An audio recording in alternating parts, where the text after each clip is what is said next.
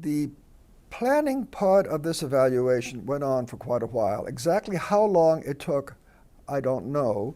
I don't remember accurately, but it grew out of a whole series of conversations that our evaluation team, and I don't want to leave you with the impression I did this on my own. Indeed, I have relied very heavily on my colleagues.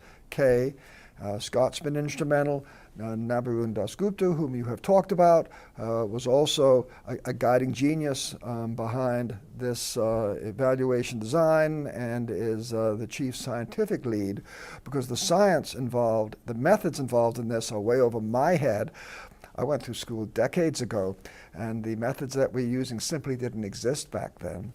But if you think about Project Lazarus and its design as it's being rolled out in the state, it is being taken up at different times, in different places, in different ways.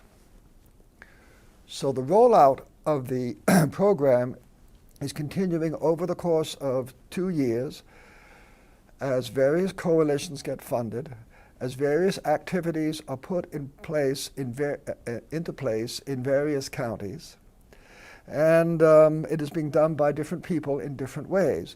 Project Lazarus really constitutes a smorgasbord or a cafeteria of different types of activities that individual communities can pick and choose among. Some may wish to go in one direction, some in another. It's impossible, or was impossible, continues to be, to anticipate who is going to do what, where, and when. And of course, there's no comparison or control group whatsoever. So if you think about it, we designed this evaluation conceptually as a three-dimensional grid or box. One dimension is, what are you doing among all of these different activities that constitute the Project Lazarus that can be found in the Project Lazarus toolbox. Another grid is, when are you doing it? Because you'll do some in 1 month and some in another, and some you won't do it at all. And the third dimension is, where are you doing it? So we are able to take a look at least we hope we'll be able to look at the who and the what and the when at the county level. Now, without getting too deeply into the complexities of the design of this, through using these counties as their own control groups, some counties get this, some don't, some get it later, some get it earlier, some get a different it and some get a different it altogether from what other counties choose to do.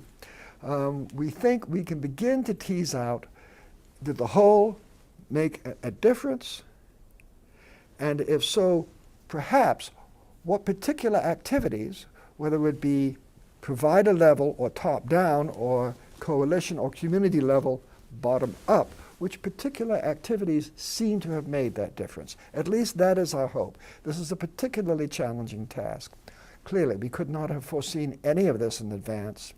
All we could do is to come up with a series of instruments that we hope would tap into the major activities related to each of the components of Project Lazarus that communities might choose to implement, that the healthcare system might adopt.